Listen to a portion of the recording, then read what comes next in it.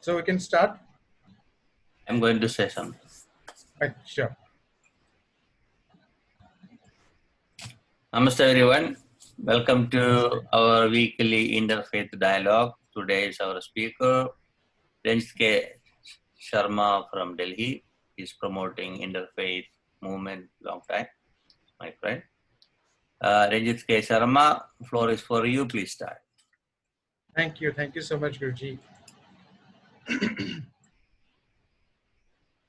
So a very good afternoon to everyone. And Guruji, I have no words to thank you to have given me this opportunity to present today's Interfaith dialogue. This is my first in many ways. This is the first interfaith dialogue I am presenting. This is my first in terms of addressing such an august gathering at a global scale. Moreover, in terms of spiritual leadership, I think of myself as just a toddler. My interfaith community called Spirituality with Ranjit is still at its nascent stage. We have just started the process of registering my organization as a non-profit in India. I'm saying all these just to request you all to be a little forgiving to me in terms of both what I say and how I say. Before starting, let us remember God in 4 different religious ways. 4, because these are some of the most common ones in India. Om Ganeshaya Namah.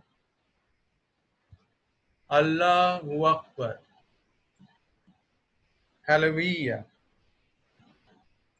Vaheguruji. Vaheguruji. I'd like to begin with 2 short stories. The source of first one is from my own writings, while the other one is from pages 154, 155 in Shiv Khera's masterpiece, You Can Win. So here goes the first story. Adi was born in a traditional Hindu Brahmin family, educated in a Christian missionary school, had some of the best Muslim school halls, and is married to a Sikh woman. At home, as a child, he used to pray to Lord Shiva, asking for the health of his ailing mother, and his prayer was answered. At school, as a child, he used to pray to Lord Jesus for the success of the school janitor's son in his exams, and his prayer was answered. In the company of his Muslim friends, little Adi used to pray to Lord Allah for giving his friend's jobless father a source of income, and his prayer was answered. As a husband, he prayed to Vaheguruji for the safe return of his wife's old aunt, who lost her way in an unknown city, and his prayer was answered. Different religions, different prayers, different answers, one God. Here comes the second story. We see little things. We see things not the way they are, but the way we are. There is a legend about a wise man who was sitting outside his village. A traveler came up and asked him, "What kind of people live in this village? Because I'm looking to move from my present one." The wise man asked, "What kind of people live where, sorry, what kind of people live where you want to move from?" The man said, "They are mean, cruel, and rude." The wise man replied, "The same kind of people live in this village too." After some time, another traveler came by and asked the same question. And the wise man asked him, "What kind of people live where you want to move from?" And the traveler replied, "The people are very kind, courteous, polite, and good." The wise man said, "You will find the same kind of people here too." So what is the moral of the story? Generally, we see the world not the way it is, but the way we are. Most of the time, other people's behavior is a reaction to our own. Having said these 2 stories, I want to now move on to the next section of my presentation. I will refer to these stories when required. For now, let me talk about three concepts: spirituality, religions, and the supreme consciousness. I see spirituality, or more precisely, spiritual evolution, as the solution to many world problems, such as intolerance, armed conflicts, economic disparities, social injustices, racism, casteism, religious bigotry, and supremacism, as well as individual issues like bellicosity, arrogance, bullying, or indifference. I believe that different people are at different levels of spiritual evolution. I think that is the responsible I think that it is the responsibility of the spiritually evolved to lend helping hands to the spiritually disadvantaged brethren. Although it might be a humongous task to reach out to everyone, it is important to keep trying. In fact, in my small research, I found the concept of spiritual evolution helpful in even explaining the mentality behind crimes such as murders, lynchings, killings, rapes, child abuses, and pedophilia. When I do not intend to, while I do not intend to undermine the current punitive and corrective measures for these crimes, I think due stress on spiritual evolution during our formative period can do wonders in reducing these crimes. In my opinion, spiritual evolution together with scientific temper has the potential to create a new world order and establish a global, borderless, egalitarian society and a safer, greener planet. The first step towards spiritual evolution, according to me, is to be able to differentiate between spirituality and religions. And one of the most confusing elements connecting the two is the supreme consciousness, whom I variously refer to as the God, the Almighty, the higher power, our Creator, or the Supreme Being. To understand the differences between the three elements, spirituality, religions, and the supreme consciousness, I think it is important to understand the relations among them. To comprehend this, I think we need to see the chronology of some important events in the history of the universe and that of mankind. Our Creator formed the universe billions of years ago, Earth 4.5 billion years ago, life 3.7 billion years ago, and the first humans 1 million years ago. So far, there were no religions to bind us with ritualistic regimens, but only His gifts in the form of love, critical thinking, and inquisitiveness to help us evolve. Then came the religions, one by one, the new ones trying to address the inadequacies of their predecessors. We can see a pattern of evolution even in the religions across history. Religions like Christianity and Islam went on proselytizing with a missionary zeal, while their older counterparts like Hinduism and Judaism never cared to do so.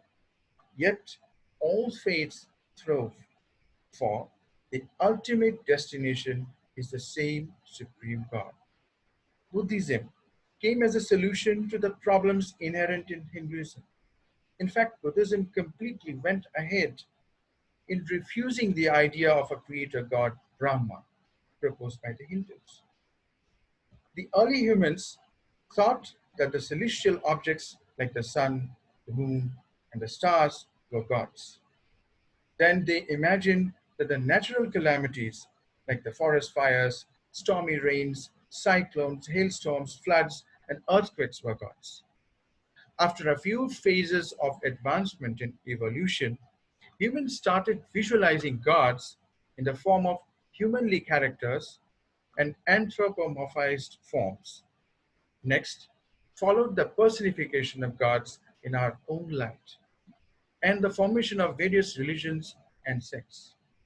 Gradually, with more advancement in human evolution, we started seeing the supreme consciousness in more abstract forms. Maybe in our next levels of evolution, we will move one step closer to the reality of our Creator. Our perceptions changed in 1 million years, but the reality has always been the same. Unfortunately, we forgot our divine identities too soon and replaced them with religion laced labels. The Supreme Consciousness is omnipresent. He is present everywhere, at home, in the clubhouse, at the shopping mall, in space, inside the center of the earth, in a black hole, and in the dark matter too. He is eternal, present in the past, present, and future. So, going by this, we can say that basically the ultimate aim or destination of all religions is the same creator who was present during the primordial time when there were no men and no women, no religions, no languages, the same creator who is present today, and the same creator who will be present when the universe will maybe come to an end. Since religions came much later in the history of the universe, we can say that the ultimate destination of all religions must be to help people realize the same gender neutral, territory neutral, faith neutral, species neutral, formless, all pervading, omniscient, omnipotent, omnific, omnipresent, omnibenevolent, omniactive, supreme being. Call him by any name, color him in any light, cover him in any attire. He is the same. And that is perhaps the reason why these prayers in our story were answered, even if he prayed to different forms of gods every time. We must have to understand and make others understand that religions are not the destinations. They are only journeys towards the same higher power. Even within a particular religion, our prayers to various deities are basically addressed to the same destination. I cite some examples. Within Hinduism, whether we pray to Lord Shiva, Lord Rama, Lord Hanumana, Lord Ganesha, Goddess Durga, Goddess Kali, or Goddess Lakshmi, our prayers reach the same religion neutral, gender neutral, region neutral, formless supreme consciousness. Within Christianity, whether we pray to Lord Jesus, Father Abraham, Archangel Michael, or Saint Francis of Assisi, we are invariably reaching out to the same formless God. The same applies to whoever we pray in veneration, regardless of the religion or sect we belong to. Our Creator is the world's greatest supercomputer who serves us simultaneously in various incarnations and time zones and in the ways we want to see Him.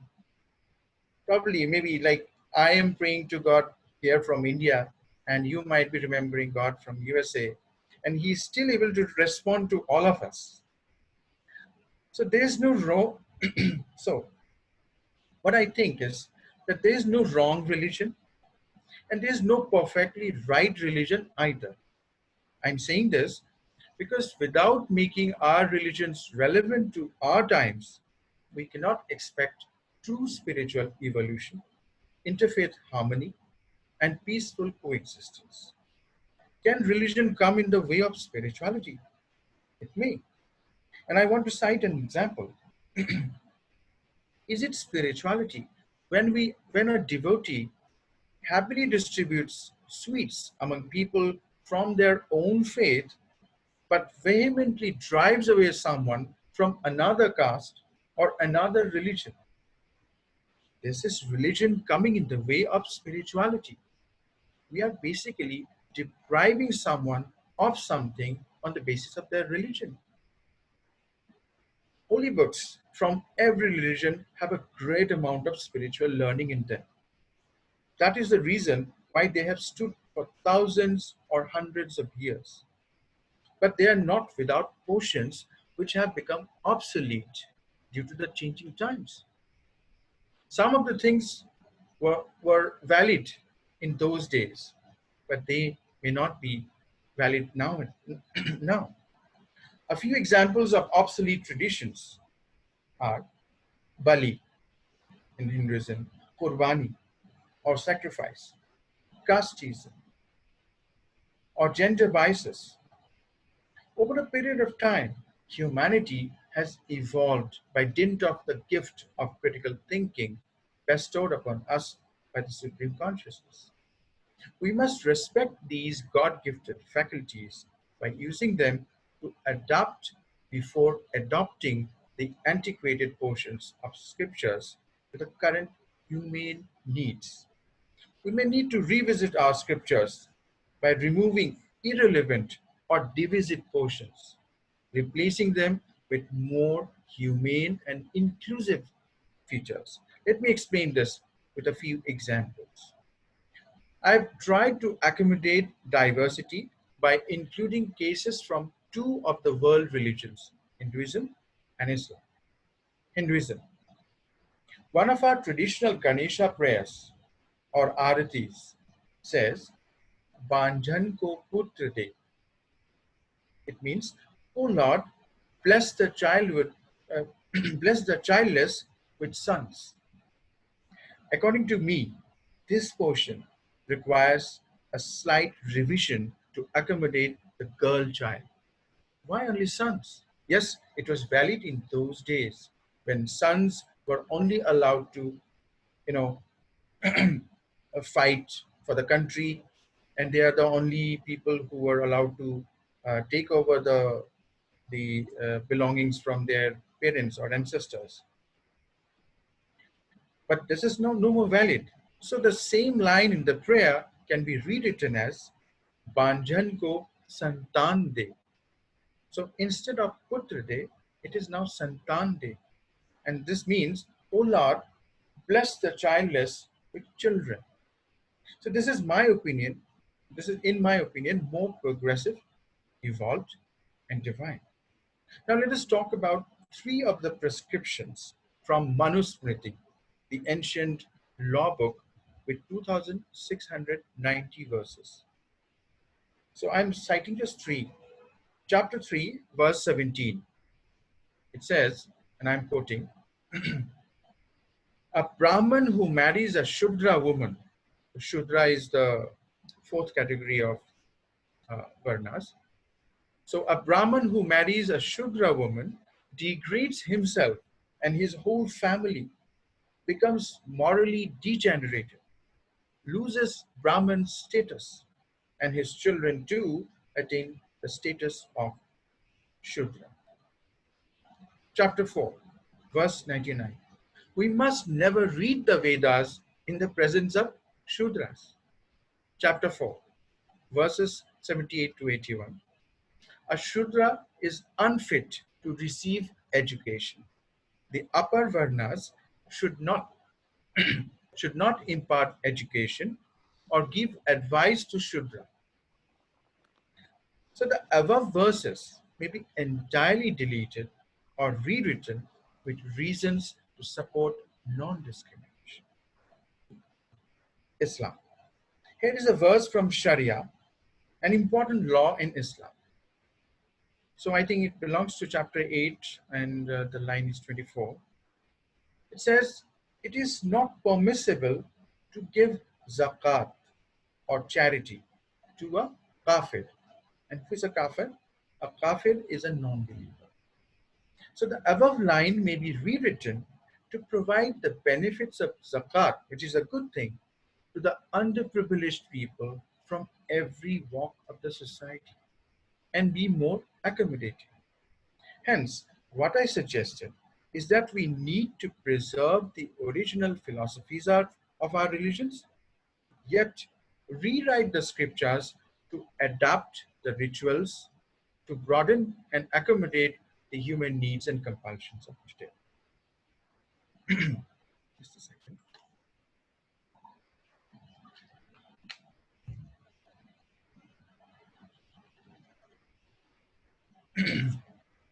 Some say God is light.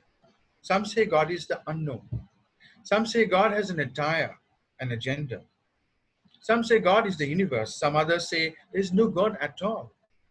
Regardless of whether we feel, whatever we feel or believe about the Supreme Consciousness, what matters the most to His creations is the external manifestation of our thoughts and beliefs.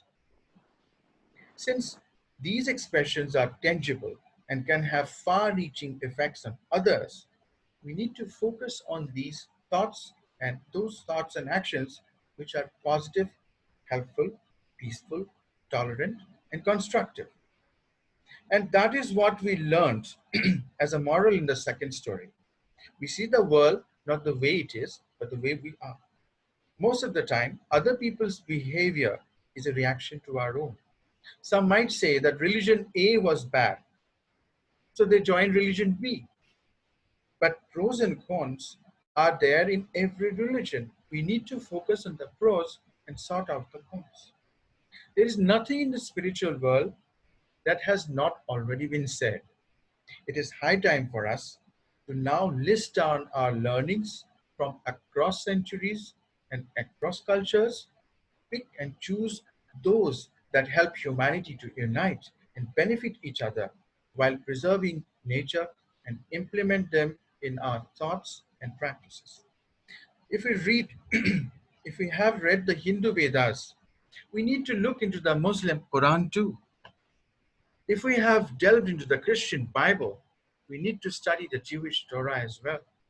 If we have interpreted the Sikh Guru Granth Sahib, we need to comprehend the Buddhist Pitakas also. If we have understood the Zoroastrian Avesta, we need to peruse the Jain Purvas too. Without a thorough and objective study on the various treatises, nobody can form a holistic opinion on religions and their teachings. Intolerism, intolerance, supremacism, and bigotry are the byproducts of spiritual ignorance. In fact, I think that interfaith harmony is a step forward in our spiritual evolution. I can see that today there are very few takers of interfaith meetings. That's why we are just a bunch of few souls participating in this interfaith dialogue. People like Guruji and all of you are way ahead in the path of spiritual evolution. Of course, countless individuals and communities have existed who welcome people from other faiths. But I consider that just one level of interfaith, or the first level of interfaith harmony. Real interfaith harmony is when individuals and communities not just welcome people from other faiths, but also accept them the way they are. And that has to be a mutually accepted process. For example, suppose a Jain guy, Jainism, a guy belonging to a Jain religion. So suppose a Jain guy, let us call him Param, invites his outstation Muslim friend, Parvez, for spending a few days at his home. So what can we expect from Param? He has already done a great job in inviting his friend, but there are some more things expected of him. If Parvez wants to pray, for example, Param should provide him with all the facilities to do so, like a clean room, a mat, and all other requirements. In fact, by showing interest in finding out the Muslim way to pray from Parvez, Param can show how open-minded and friendly he is. What can be expected of Parvez? Will he not share some information about namaz with Param? In fact, Parvez might learn something about Jain prayers. Let us assume here that Parvez usually has a non-vegetarian food at home. Will he demand non-vegetarian food at Param's house, given that Param belongs to a traditional Jain vegetarian family? No. Even Parvez volunteers to try vegetarian delicacies. See how mutually acceptable they are. My nascent community, Spirituality with Ranjit, aims at helping people see beyond the narrow confines of nationality to make the world a better place to live in, to the pursuit of interfaith spirituality, world peace, and a greener planet. Unless we know what lies beyond the four walls of our homes, a mere guess will not suffice. Unless we know what lies beyond the confines of our religion, a mere speculation will not be enough. Knowing others is essential in helping us form broad based opinions and in empathizing with the situations others are going through. It also empowers us to dispel myths, mitigate differences, and solve a wide variety of conflicts. Let us explore religions we were not born into. Let us begin with their prayers. So we started a campaign called Let Us Pray in Another Religion. Then probably we can start another campaign called Let Us Read Holy Books of Another Religion. And finally, let us break the borders. Let humans become one. For some people across centuries, science and spirituality have always been two separate fields, although the two have never been disconnected. That's what I feel. Religions have always thrived with the help of science. Right from the invention of fire to the printing press and to the use of sophisticated broadcasting paraphernalia. Imagine temples, churches, mosques, and gurudwaras without offering charitable medical services from allopathic doctors. Science and critical thinking are gifts to humanity from our Creator. Let us consider science an ally to further our spiritual understanding by questioning and adapting antiquated beliefs and rituals in favor of humane values. Many world famous scientists had peculiar fixations towards spirituality. Some rejected institutional practice of religion but believed in a higher power, while some others had some of the most unconventional beliefs in the supreme consciousness. We at Spirituality with Ranjit see science and critical thinking as a gift from our Creator to help us evolve and reach type 3. We haven't even reached type 1. Type 3 level of civilization in the Kardashev scale. Kardashev scale is a technical term and it actually is used to express how evolved a civilization is. So as of now, if we talk about uh, the entire humanity, so we have not even reached type 1 level of Kardashev scale, on the Kardashev scale. So a 2017 Oxford University research found out that, this is very interesting, that extremely spiritual people and atheists do not fear death as much as those in between. This suggests that there can be an extremely large group of people who are religious, visit religious places, participate in public prayers, but who may not completely trust in the supreme power. And these are the people who fear death more than even the atheists. Spirituality is all about trust. It is not about trusting our Creator. It is not just about trusting our Creator, but also about trusting our faculties, such as critical thinking and scientific reasoning, which are gifted by our Creator. Both the religious theists and the irreligious atheists are spiritual if they act humanely towards a better world. This alignment of God's will with humanity's actions can lead to a frictionless global egalitarian society. We don't have to have a religion to be spiritual. Just as superheroes don't need capes to show strength, the acts of the following people may be more spiritual than some religious people. For example, those who are working towards bringing smiles on the faces of the underprivileged, those who are silently working to earn their living through honest means in spite of a lot of provocations and temptations, those who are making an effort to preserve the flora and fauna, or those who are attempting to save the planet from climate change by adopting clean energy sources.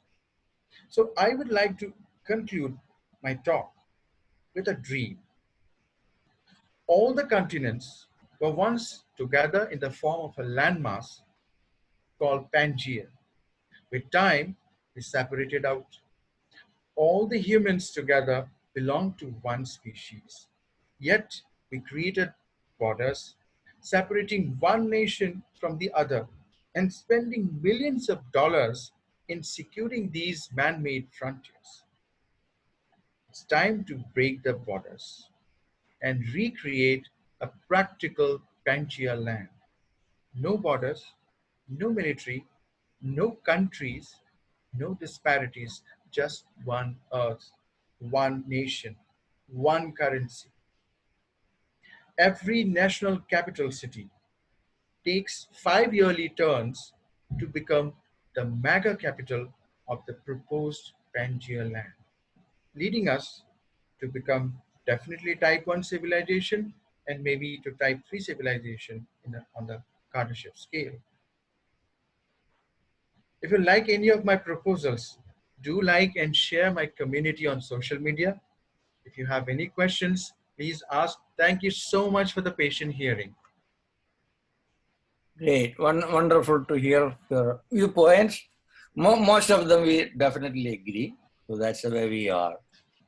So any questions? Who's going first? I have a comment. I think this your please speech is excellent and commendable. You know, this is all about oneness. That's what, by the way, Guru Nanak refers to and when he talks about Ikonkar. And what you described, all those things, he narrates in the, in the Mool Mantra, with which which is frequently mentioned in the sixth scripture. And it also is a kind of interfaith scripture like you described, which has writings of the Hindu sages as well as the Muslim sages, because those were the two predominant communities during his time. One of his hymns say, "Koi bole Ram Ram, koi bole Khudai," but Sahib is still the one. So you have stated very well and described, about the spiritual evolution. That's what all individuals, including myself, we have to continue to pursue. Thank you. Thank you so much. Who's next? You want to make a reply to him?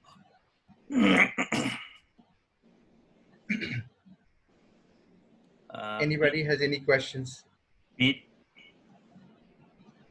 Yes, I really enjoyed your talk and appreciate and am inspired by it. Thank you. Finding the analogies and same messages from one religion to another is a very important piece to being able to get people to be willing to evolve towards each other. My question was about the scale you mentioned. I had not heard about this civilization scale and was wondering if you could elaborate a little bit more on those levels. Sure. So that is actually a scientific concept, but it's very important because somehow I feel some relationship. So Kardashev scale is a method of measuring a civilization's level of technology advancement based on the amount of energy they are able to use. The measure was proposed by Soviet astronomer Nikolai Kardashev in 1964. The scale has 3 designated categories. Type 1. So it is called a planetary civilization. So we have not even reached this level. And here, So if some civilization has reached the planetary civilization, it means it can use and store all the energy available on this planet. That means it is able to tap the geothermal energy, the solar energy, or whatever green, renewable and non-renewable energy sources are available. It has been able to tap all of them. So it has attained the type 1 civilization. Type 2 civilization is called a stellar civilization, and it can use and control the energy at the scale of a planetary system. That means all the energy available at our disposal, not from the sun, but maybe from the moon and from all other 8 planets. So whatever energy we can gather, and if we are able to tap 100% of that energy, that means we have arrived at level type 2 civilization. And type 3 is also called a galactic civilization. It is like we can control energy at the scale of its entire host galaxy. So we are able to tap the energy available in our own galaxy, which is Milky Way. So that means at every level, you can see, although it is a scientific thing, I can see some kind of spiritual evolution here. So every step you are actually approaching closer to the understanding of God. So type 3 civilization, if there is an alien, suppose, and that alien civilization is already on type 3 civilization, so you can expect that that level, a person from that level might be able to communicate with God directly. At, at our level, we may have to do a lot of things. Maybe we'll have to meditate, maybe you'll have to do a lot of things. There are countless number of things that we can do to at least attain that level where you can maybe able to communicate with God directly.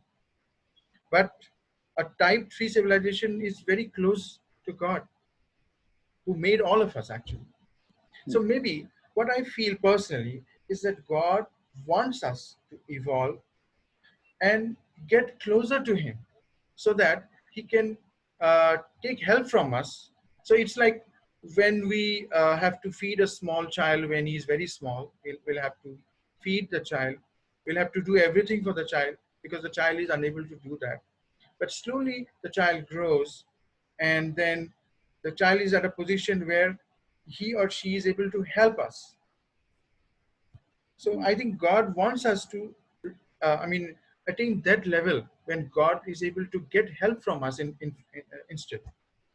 But people mostly, like, because most of us are not on that level, so we create a little bit of hurdles in our journey, in our evolution.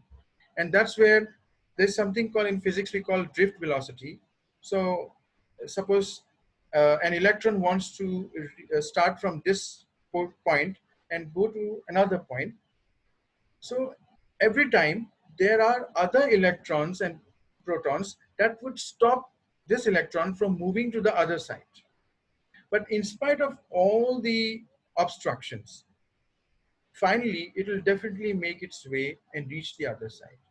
So I also feel that ultimately, even if we have got a lot of hurdles, we are on the way, we are moving, and we have already attained a lot of, we have crossed a lot of hurdles, and very soon we'll attain uh, a greater level of spiritual evolution. I have a question, if I may ask. Thank you. Sure. You have said many wonderful things and also emphasized the actions. Living in India, tell me, what is your opinion? Why we're not able to dismantle our caste system, the inequality and non-egalitarian attitude towards the life? And what can we do now to rectify the situation? Yes, very true. And it is one of the challenging, most important challenges. And what I feel is that, uh, as I said, that there are people who think the way we are thinking. I mean, caste system is bad. There are people who believe that everyone should be treated equally. So that number is growing. But there are some people, as I said, that people are at various levels. So there are some people who have completely understood and agreed and accepted that, yes, this is wrong and we'll have to do something. There may be some people who we just agree, but they're not doing something. And there may be people, and who are in the majority, I believe, is that they do not even think, they do not even agree that caste system has got anything wrong with it. So I think the people who are at this level, who can understand and who think that they can take some action, they should initiate some actions and try to reach out to these people. It is not possible to reach out to everyone. It is not possible that everyone would agree with you, but it is quite possible to at least try.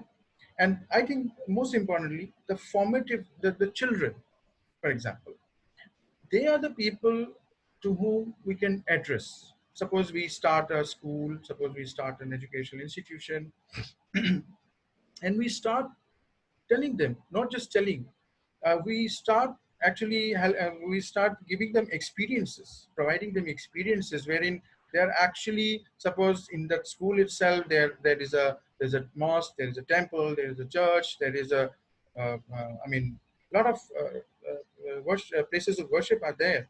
And they try each and everything. They try reading each and every rituals, every scriptures. So maybe they will be in a position to experience the diversity as well as the oneness, both. And so to start with the children is one good thing that we can do probably. And the other thing is that we should reach out to at least people who are near and dear ones, people who are close to us, who would at least give, I mean, would listen to us, would lend their ears to listen to us at least, even if they may agree at the first go, but they may not agree in the first go. Maybe they, at least you are able to put some thoughts in their mind. Yes. But ultimately, diversities and all these, as I said, I cited many examples. So those things which were maybe good at that point of time, they are no more good. And we should think about humanity as one. Pain on the other side of the border is the same as the pain on this side of the border. But So, looking at the spiritual revolution, which you mentioned, I'm sorry yeah, to interrupt. For the sure. last 500 years, starting with Kabir and Nanak and South India and Jayadev and all others, even before that, there Right, has been the similar kind of thought process going on. But right. instead of evolving, we've been digressing, and all those movements seem to be collapse and go back into the same system of caste system. Why? Unfortunately, that is true. But I also agree that if we see the broader picture, if we look at the macro level, then I think we are still evolving. We are at a better position. Imagine 1800 when Raja Ramohan Roy was there, Ishwar Chandra Vidyasagar was there. At that point of time, sati was prevalent all over India, not just in Rajasthan, not just in West Bengal. It was prevalent everywhere. So all these people fought for it. They passed laws. They got some laws passed by the British government, then British government. So all these things happened. We started saying at least things about sati system and all those things. So right now, if you see, sati system is almost gone. But yes, it is still being practiced in some corners in Rajasthan or some other places. But at least what is happening? They are not so out in the open, not on the face of you. They are doing it in a clandestine way. So what is happening is that ultimately we are at a position where doing wrong things, we are at least trying to hide. If you compare the same thing with 18th century, you will find that even these things people would do without even any kind of shame or any kind of, hesitation. They would burn, women like anything. So even if we are talking about, say, slavery, so slave trading was prevalent in the 18th century, even in the late 19th century. But nowadays, it's almost gone. But yes, there are places where some kind of slave trading is happening. Trafficking is still happening. But at least we know that these are wrong things. So I think if you look at the macro level, we are still on the, we are moving in the right direction. But what I feel is that the movement has been very, very slow. The evolution has been very, very slow. And I think with this technology, with the help of science, with the help of broadcasting, all social media, and all these gifts of Yes. God, I Yeah. think we are able to hasten the process now. Yeah. Look at a more recent thing, the safety of women. You know, safety of women is, when I was young man, was much higher compared to now, when a woman cannot travel by bus or comfortably, and she could be publicly raped, gang raped, and all those kind of things happening all over India. Why? So again, on this aspect also, what I want to say is that I don't know, I do not have the figures as of now, but just like, testing in terms of, if I talk about COVID-19, areas where a lot of testings are happening, there the figures are rising. Where testing is not happening, we can say that people are not even infected. That is the impression that we have, that people are not even infected in this region and it is free from COVID-19. But that may not be the case. So similarly, when in the 18th century, or when suppose 30 or 40 years ago, our mass communication system was, not that, evolved. So what was happening, a lot of cases might be happening even in those days also, but they never got reported. There were no so many police stations. There were nothing FIR. People used to hide all these things. They might have, the women who got all those wrong things done upon her might suicide, and people might hide. The family members even hide that, okay, my uh, daughter, my son, my wife, she has died or whatever. So all these things, what is that are happening now, may also have been happening in those days also. The only thing is that just like testing, those things were not reported. Those things were not, published online, newspapers, and all those things. That is one thing. The other thing is that the population was comparatively less. Now we have got a larger population. So if you talk about, say, 10% of the people were doing wrong in those days, so 10% of the people would amount to some millions. Now 10% of the population would mean some billions, I believe. So the figures are high now, since the population is high. So I Yes. believe we are still evolving. But the only thing is that the progress has been slow, and at least we now know that these things are happening. At least we And know that. yeah, another unfortunate thing, like the Gaumutra controversy, you know, treatment of COVID and all that, and that's nonsense. You know, even Right. politicians publicly saying that no, this is okay and all. I mean, with all those big spiritual ideas and all those kind of things, instead of using them to heal the nation and heal the community, it kind of using spreading ignorance. Very true. Very true. And this is definitely it is out of ignorance. So here there are two kinds of ignorance. One is the actual ignorance that we know. Education wise, most people are a lot of our elected representatives are not even that much qualified. And also the other aspect is that uh, that a lot of people think that they themselves think that this is how the thing should be. So Gomutra must be beneficial to them. Some of the people think like that, and that is the reason they promote that. But there might be some other class of people who might know that this is useless, but still I'll have to promote because I belong to this affiliation, I belong to this political party, or I am close to that person, so I'll have to show his affiliation, show his show my loyalty to that person. So I'll have to show to the world that this is what I am doing to promote this and this thing, although I personally may not believe in that. So there can be two cases.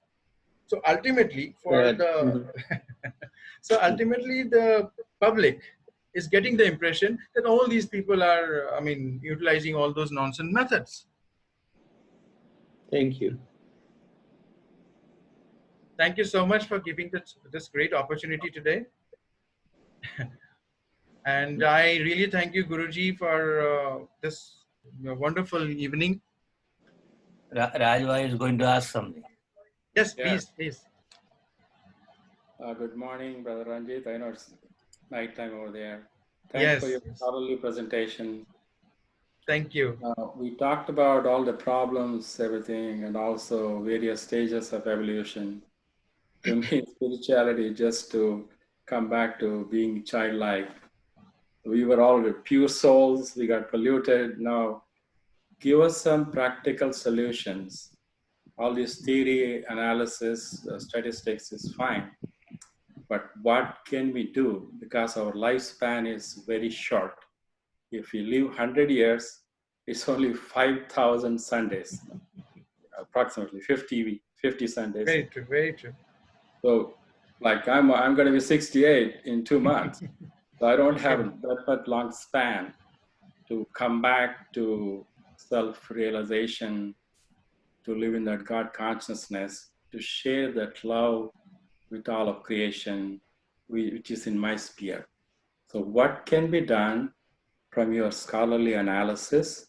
Simple 3 points you can suggest to us. That's one question, suggestion and practical solution.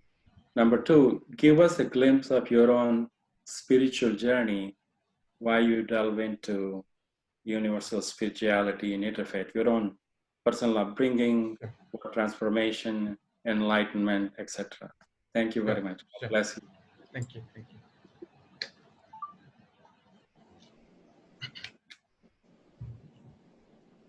So with regard to the solution part, uh, so he has requested 3. So what I would like to say is that before mentioning those 3 points, I would like to tell you a very simple thing, that there can be two things in life. One, who like an engine and the bogie. So someone can propagate itself, and there can be people who needs someone else to propagate themselves. So in our life, in our life, if we consider ourselves as those people who have the ability to propagate ourselves, because we ourselves have figured out that certain things in our religion, certain things in our rituals, certain things in our practices were wrong, and some of the practices we are doing right now may be wrong because these are not in the good interest of humanity. If we have been able to figure out, that means I will consider these people as those people who are able to propagate themselves. And the second part is those people who are unable to figure this out all by themselves. They still have to depend on someone else to do the thinking and also to analyze and give them the result. That see, this is how you thought, this is how you should think. Now after thinking, what did you get? This is what you get. And see, this is wrong. So ultimately you should be doing this. So I think if we can identify people on the basis of this particular thing, then everyone in the world will have at least 10 people known to them who maybe some of them may be people who are able to propagate themselves, and 8 or 9 people might be people who need guidance. So our duty, I think, will be to address people who can propagate themselves, be friends with them, talk to them, show the logic that you have seen in how things are being wrong. Tell them, express them. So maybe they will agree, or if you're talking to 2 people, maybe only 1 person will agree. And once they agree, and once they see the logic behind this, I'm sure they can also do the same to other people. That that is one thing. The other thing is that those people who cannot propagate their ideas and they do not want to think, they want to outsource the thinking.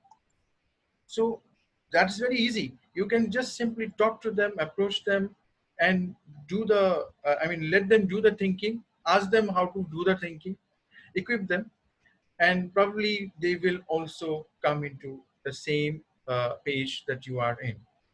And I think I give this example with just 10 pages, 10 people, but I think everyone in their life nowadays, with the ability to reach out to people through technology, I think everyone will have at least 1,000 or more than 1,000 people who they can approach, they can talk to. And they may be at different levels. So you will have to approach in a different way for every people. Someone might immediately come to you and say that, wow, this is really good. I never thought it like that.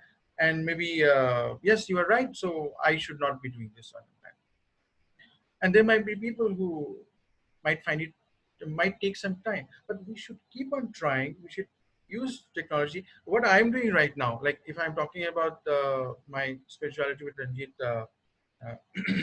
community, every day I try to write one message and post it on Twitter, Facebook, LinkedIn, everywhere, wherever I'm possible, or wherever it is possible for me to do.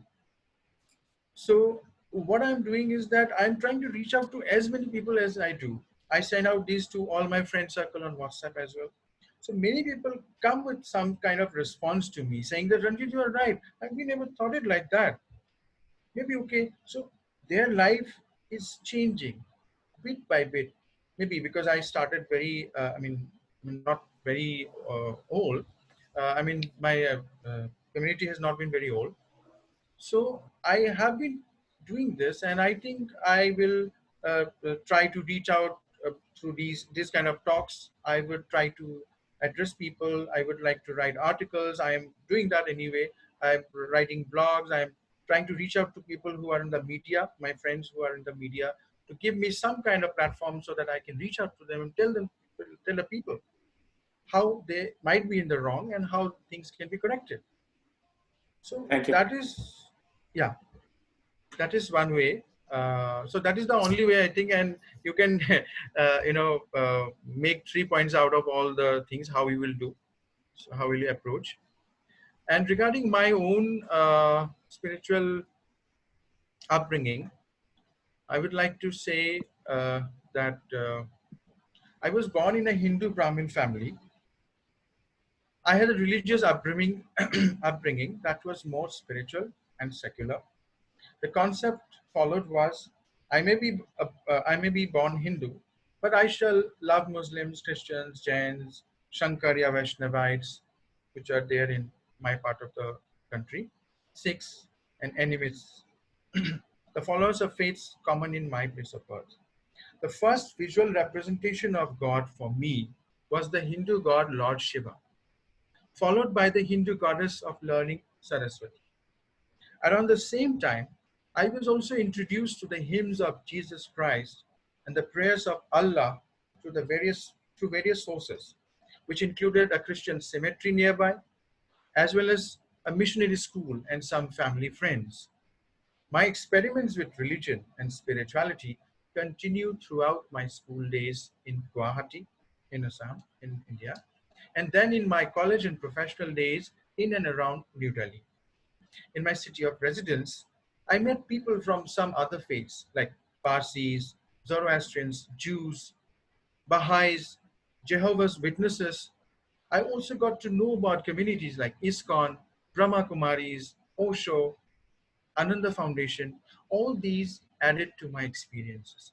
My thoughts on spirituality have been on an ever evolving trajectory.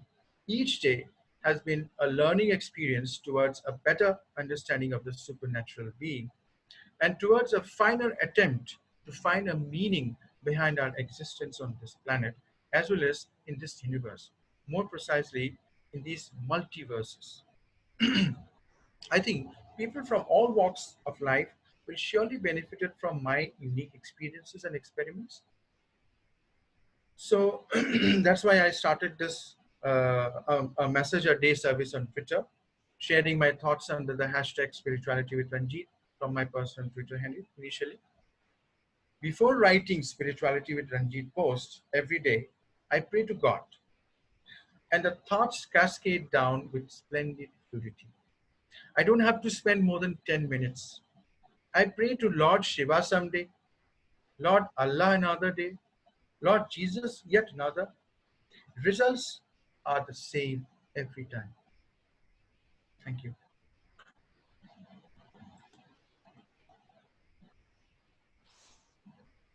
Thank you. Thank you. So that's all. Well, If you have any can I follow questions. up with one more point? I Sure, agree sure, sure, wholeheartedly about sure, sure. the importance of starting the education process early, and in that way exposing all the young to each other's religion, and that will naturally result in an inclusiveness. But the gap that's been there has been from the notion of that something that should be done to how does it actually get done? How does a curriculum get developed and inclusively adopted? So that, you know, it's one thing to call something peace education, but that's really an ill-defined term. And so defining what it means and then coming up with a solid, say, primary and secondary curriculum to support those values is the big challenge in my opinion. True. So do you have any thoughts on how that can be approached, whether from a process point of view or from a leveraging of other curricula around point of view? Right. Actually, I have got an advantage in this regard. Professionally, I have been an editor, and for 16, 17 years, I have been into editing school books specifically. So here we develop the curriculum, or we are dependent on the governmental curriculum that is provided to us, and we create learning material for children. So using my experiences, I am actually already on the way of making some syllabi for our local areas. Like, I would like to talk to some of the principals I know, and would like to do a pilot project with some of these children. In the long run, I think I will be able to, I don't know, with God's help, I'll be able to start a school on my own, maybe a college on my own. And I think some of the things, some of the curricula that I will develop, which I think I'll be able to finish in 6, 7 months or maybe a year maximum. By the time, I think I'll be able to, I mean, some of the schools, there'll be some takers, I believe, who would like to experience, I would like to use that module to experiment in their own school. So that's how I think we can do some kind of, take some baby steps at least, and reach somewhere. And it is definitely a very humble beginning. It's going to be a very humble beginning. But I think at least starting something is better than not even having anything. Here I would like to share certain things. I'm just looking for those particular points written in my Word doc.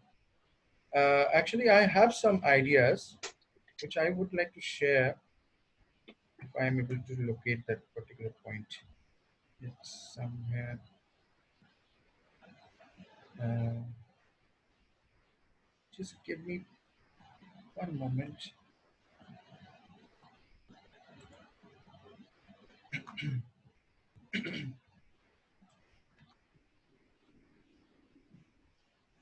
Okay, I think I got it. Yes. So actually we are planning a lot of activities also. We are planning a religion quiz. We are writing an ebook for this particular thing. We are promoting this campaign called Prayer in Different Religion. I'm also authoring a book on spirituality with Ranjit. So that will actually be the foundation, that will set the foundation, and will have all the ideas that I have gathered over the years. And what I plan eventually, that we'll have a school in the capital city of every country. So children graduating from this school will never be intolerant to any religion. Children will have deep love for the natural sciences as well as those subjects that promote scientific thinking, like social sciences. Children would exhibit critical thinking in all areas of life. Children would know the prayers from all major religions. The holistic development methods will be mapped to the textbooks curriculum available in, that are applicable to that particular government. Intake of students will be 50% from higher up with fee and 50% from the lower downs, no fee. So phase one schools will be mostly day boarding. Phase two may include residential schools as well. So a lot of things I'm on the way. So these are some of the things I am right now planning. and I just shared some of them with you. That's awesome. I'd like to follow Thank up you. with you and maybe talk more deeply about some of this. Thank Go you. ahead. Thank you. Thank you. You know, one example I may give, I lived in England for many years. They have a system of what they call religious education, which you can see on the BBC also, bite size. And it talks Right. about the major religions and teaches sort of on a broad basis to make Right. everyone aware, different festivals, different belief systems and all. I find it very interesting and useful in my Right. practice. Right. Right. Gabriel. You're welcome. Namaste. Namaste. Namaste. Wow. Your speech's been very wonderful, and enjoyed it. Thank you.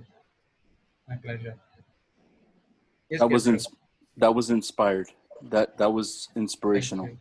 Your methodology is a work of art. It's like a mosaic, and the Thank you. way all of it is in conformity with the parts, almost interchangeably, and you're respecting that not all rivers flow the same direction, but they're all part of the same whole on a macro scale.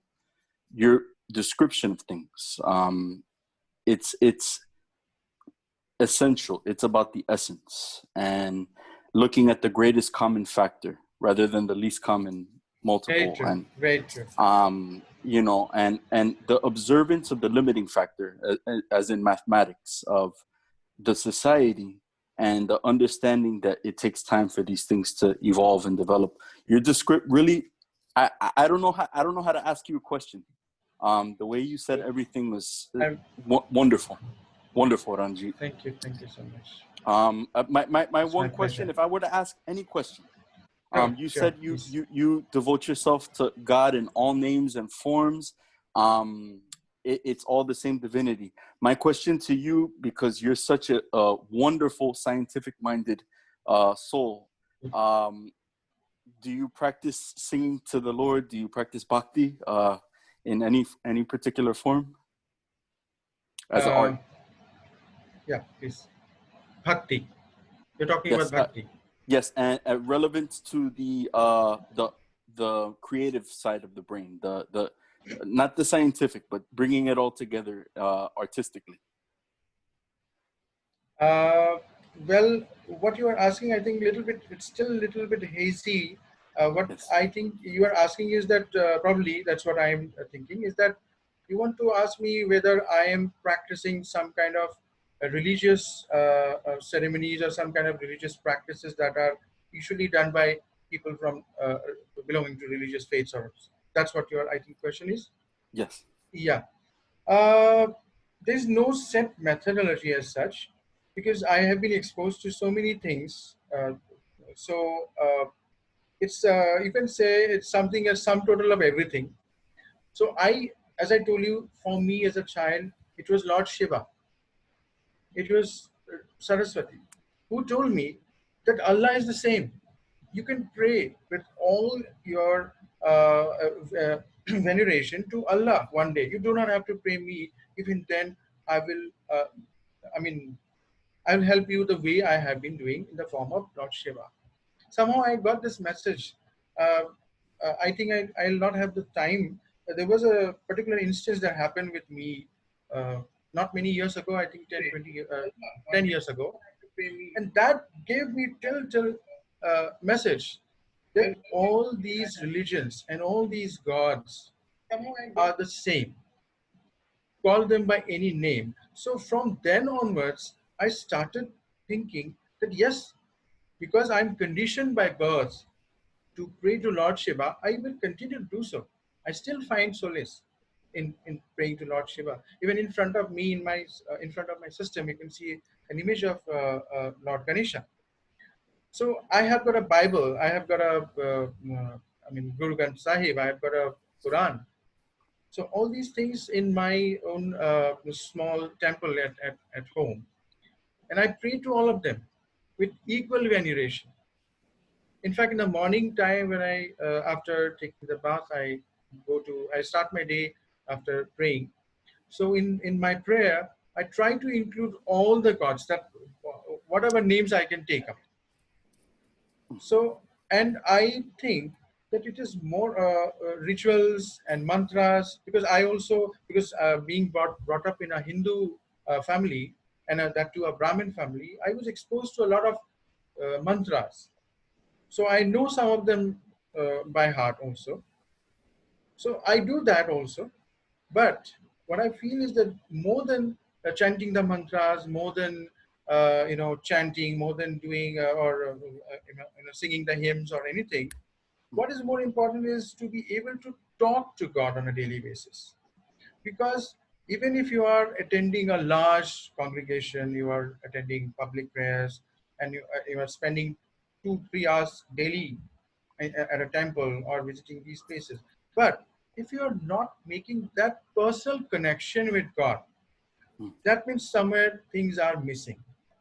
And I feel after spiritual maturity, someone, suppose nobody will be able to do anything wrong, because it is like as if you are facing your father every day, or your mother, or anybody in the family whom is very close to you, who knows you inside out.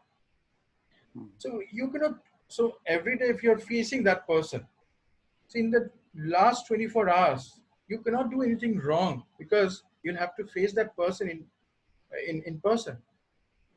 So I think that is one thing that I practice, and that I think that philosophy can be extended to anyone. And if they start focusing more on connection with God rather than, because suppose someone is deaf and dumb, they cannot speak, they cannot hear, even then they can, pray, they can talk to God without any language. I can pray in my own native language, Assamese or Hindi or Bengali or English. So even without language, I sometimes try to communicate with God, and that is possible. So that is one practice that I usually do on a daily basis, and that keeps me grounded, and that keeps me, that also helps me from going astray or doing things which should not have been done, and also help me, that create me that antenna that gives me a pointer that yes, you are going wrong, Ranjit, you'll have to now stop here. So I think if you're in daily communication with God, that kind of consciousness will come to you, and it's easy. It becomes easy to live a healthy, positive life.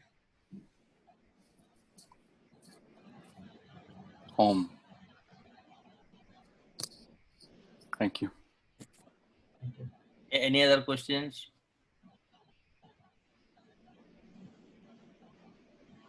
Okay, then I'll go. This was great. Yes, Guruji.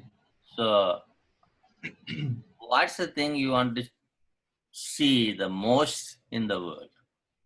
Because we know so many religions, so many cultures, and dogma of religious leaders, politicians, business people, educated people. And we are in a chaos with all the problems. But regular people, they are worrying about their own life, how to sustain. Those who have a lot, they won't care about anybody. But people like us has to do something for the community around the world without a big fight with anybody. That's a peaceful. That's true. Very true. Very true. So what is the thing you want to make a change? So I think I largely answered this question earlier also. So I would like to just say that you will have to keep trying, reaching out to people, but then you will have to also know where to stop. Suppose I cannot reach out to a hardcore criminal one fine day, and just tell him that please don't kill. This is bad. He's not going to listen to me. But if I can create uh, 10 different people whom he knows, and they have all turned peaceful. So some thought might come to him that if 10 of my known people, my relatives or my family members have turned peaceful, and they think that I am doing wrong, that might be I am doing something wrong I should not have done. So that is basically what I feel is that we cannot definitely reach out to everyone. We cannot force anyone into doing something the way we want, but we can always keep trying, and we can always keep influencing others, even others who are close to those people. And eventually, I think it's like a business plan also. You can see in businesses what happens is that people usually rely on word of mouth. So they give an ad in the newspaper, in the television, and then they expect some people to experience their product and tell others. So that is for the gain of the company. But here what we are doing, a similar thing, but for the gain of the humanity. So the intention is more important than what we are doing actually. Any other questions?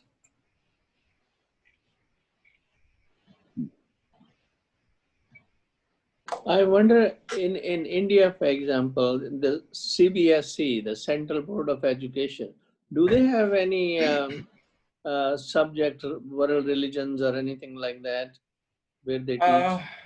Actually, India, for the primary education, they have got three things to look into. I mean, every textbook makers, every publisher will have to look into the three things. One is the NCERT syllabus. The other is the instruction from CBSE. And the third is the National Curriculum Framework.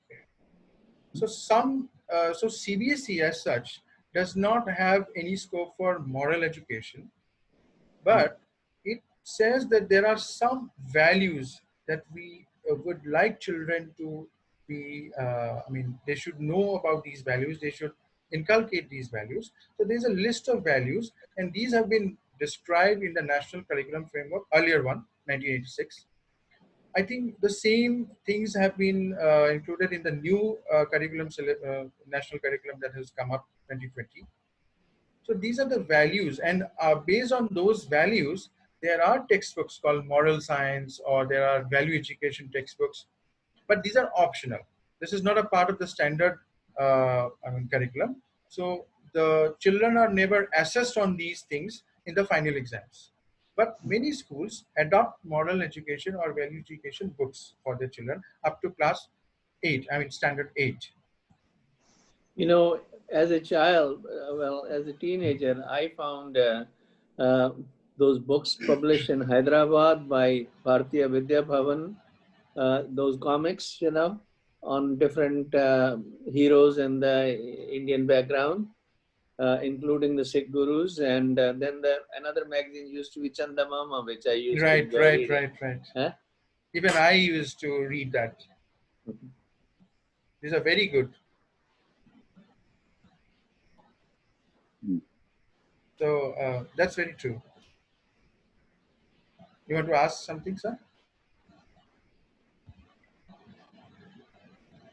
Kirpalji, you want to ask something, sir? No, I hope that you can influence with your approach, broad approach, the system within India, so that we can have a greater degree of harmony. Right. And Right. I hope you know people who can help facilitate that process. True. I don't know about it. I've been out of India for a long time, but it's always my desire and prayer that something of that nature will happen. So your ideas needs to be widely shared with others. Thank you so much. Thank you. Do you reach out to other religious groups to As I told, yes. connect your ideas? As I told you that like through my social media platforms, and also if I know someone on a personal basis, I try to reach out to them, send them daily messages, and in case they seem interested and they find they're available on a particular day, we used to chat, we used to talk. So there are some clergies in churches, there are some people, there are some rabbis, there are some Muslim clergy members, there are some Gurudwara members who are friend with me, and they talk to me on these topics. But Yes, it is still in a very, I mean, I'm just taking the baby steps as of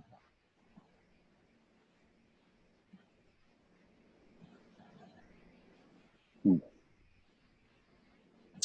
Very good. Maybe along with that, like Pete has a peace education program going on, could be added on to it. What do you think, Pete? Sure, sure. I'd like to explore. I'd like to know. Yeah, I've been thinking. I've been thinking the same thing. You know, a lot of what I've heard here is very consistent, and certainly the messages and touching on the important parts of what should be involved in a curriculum for primary and secondary. So very spot on and enjoyable and motivating. Thank you. Thank you so much. I have one other question. Sure, sure. You mentioned the sciences very well, and that's very important. As far as art is concerned, the way I feel with art is they talk about creativity. You also have to have creativity for science as well, but and ingenuity. But the creativity, the opposite is destructivity.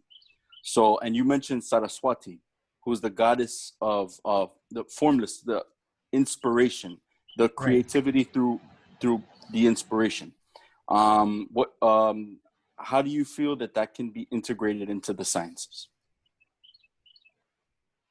Yes, it is ultimately that is very much required, but it is very much challenging at this point because, as you know, if you talk to scientists today, they will say that don't talk about spirituality. That's just, we don't want to even talk about that. If I approach a religious leader saying that you should be following a scientific process, they will say, no, science is just against us. They are, in fact, kind of conspiring against us. So that mentality, that polarity is still existent. So that's, again, the solution is trying to reach out to at least those people who are listening. Even among the scientific community, there might be people who are interested. Like, for example, I cite an example. You know about ISRO, Indian Space Research Organization. It is equivalent to NASA in the USA. So ISRO is the organization that, is responsible for launching all the rockets and satellites and all these sophisticated things. So in the media, recently what happened that India tried to land a particular vehicle on Mars, and somehow it failed. But what was widely circulated in those days in the newspapers was that the chairman of ISRO, who is a very famous scientist himself, Mr. K. Shivan. So what he was doing is that he was just before, so there was a video wherein just before the Mars vehicle was being launched, he was kind of doing some kind of puja. He was putting a tilak and all those things were happening. So that video did not surface till the time that Mars mission got aborted because of some reason. The moment that got aborted, a lot of people started, circulating that video where K. Shivan was praying to, I think, Lord Shiva or some god. So they said, see, this person being a scientist, he is like believing on some kind of black magic or something. So he was ridiculed. He was mocked at. So what I feel here is that, now here is the role. So what I feel that what Keshavan, and this is just my assumption, was doing is that, oh God, whatever knowledge you have given me as a scientist, I have utilized all of them in making this. Me and my team have used all that knowledge to create this rocket, to create this space vehicle. So whatever we could do, we have done. But now I pray to you to just give your blessings so that everything goes right for all the things that are beyond our control. So I always think that there is always some point, some percentage in every action that we do where we do not have any control. Everything that we do. In fact, I'm trying to catch hold of this bottle, and I may be 100% sure that in the next half of a second I'll be able to catch hold of this bottle, but there might be some kind of uncertainty in this. Suppose just this moment an earthquake happens. I may not be able to even get hold of this bottle, even if I might be 100% sure.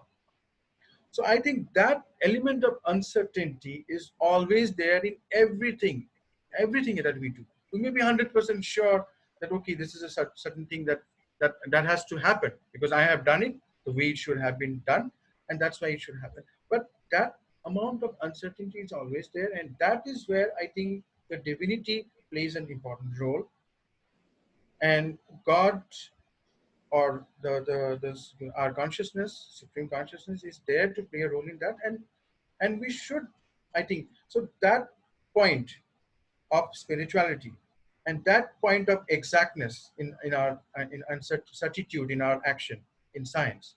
So I think there should be some kind of marriage happening in that two type of different thought processes.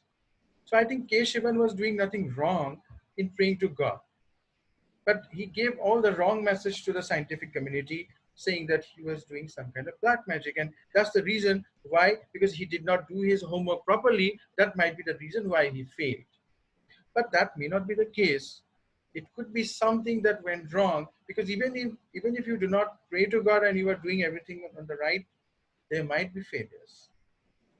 So that's what I feel.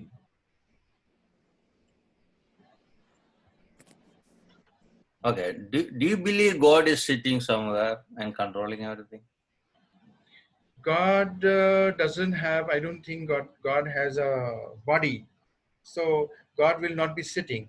Even in this air, he or she is there. So God doesn't have a gender. God doesn't have an attire. So God is everywhere, in the minutest atom, or in the quark particles, or in the distant galaxies. God is everywhere. For us, we might see a galaxy which is 10,000 light years ahead of us. We might say that that is that far. Light might take 10,000 years to reach this place. But for God, it might be a matter of few seconds or even less than that. God has the ability to see. And when you mention the word control, whether God controls us, now I, I see two things in a different perspective. I say that God has the ability to control everything, has the ability to control. But does he actually control? No, I don't think he controls anything. What he has done is that basically he has created some set of rules and regulations, the physical laws that we see, that if I throw this, if I drop this bottle, it will fall. This rule is there, the gravity is there. So all these rules, so we get an explanation for all the things that are happening. So these explanations are provided by him. We have been created by him, but he wants us to evolve all by ourselves. He has this great, he has given us the ability to think. In fact, human beings are the only beings, only animals, or only creations of God who can think that, or who know that they may not know. So animals do not know that they do not know, but we are the people who at least know that we may not know. So I think we are at a greater position, and so we are closer to evolution. So what God wants is that to figure out for ourselves what is the right way, looking at what has happened throughout, and looking at all the rules and regulations that are being followed. So so we don't know why God created us, but what I feel is that something, at least one message we know, is that definitely he did not create us to destroy the planet. He did not create us to destroy someone else who has been created by him. It's like if we are thinking about that, my God has created me, so I am the lucky one, and the other person who has been created by another God, he's not lucky or she's not lucky, so I should wipe him out. That means we are thinking that we are limiting the God's purview to only one particular area, geographical area, or some country, or some kind of religious boundaries. So God is not operating beyond this. So anybody who is in a different religion or in a different geographical area, so the controls will be different. But that's not how I see. I think that it's only that one God who was there even when humanity was not there.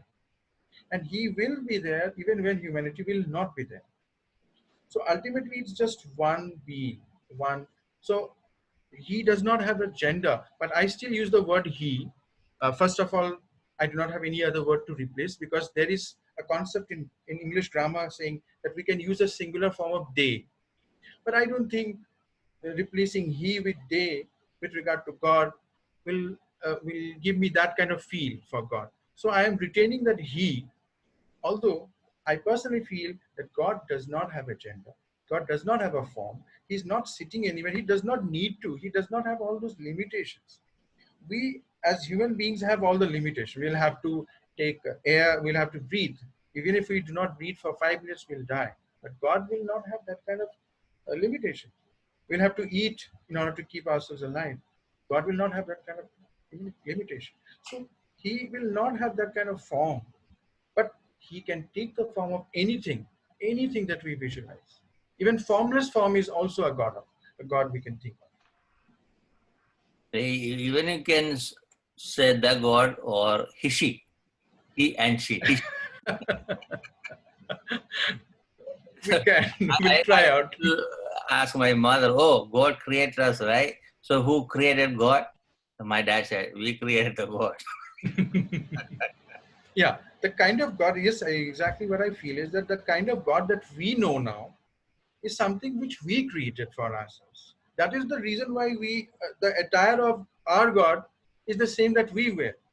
Like we have Lord Krishna wearing some kind of dhoti and some kind of ornaments which were worn by kings and princesses in those days in India, because India had a temperate climate and temperature, so that kind of dress was possible. But we see gods in says in Israel or in USA, gods will have a long robe because it's a cool climate. So we ideally actually we put an attire in the god the way we are. So that is our way of thinking. That's what I feel. But these days, gods are with Mercedes cars, you know. That's the way they are. True, true. Anyway, so we supposed to wind up. Thank you, Ranjit Sharma, for your beautiful presentation Thank you. regarding Thank you spirituality so much for that. moment. Listening to all my long discussion on this. So we all meet on next Wednesday. Thank you, everyone. Sounds good. Thank you so Good. much. Good night. Guruji, I'll be finding getting a recorded Yeah, I'll send version of this. Thank you so much.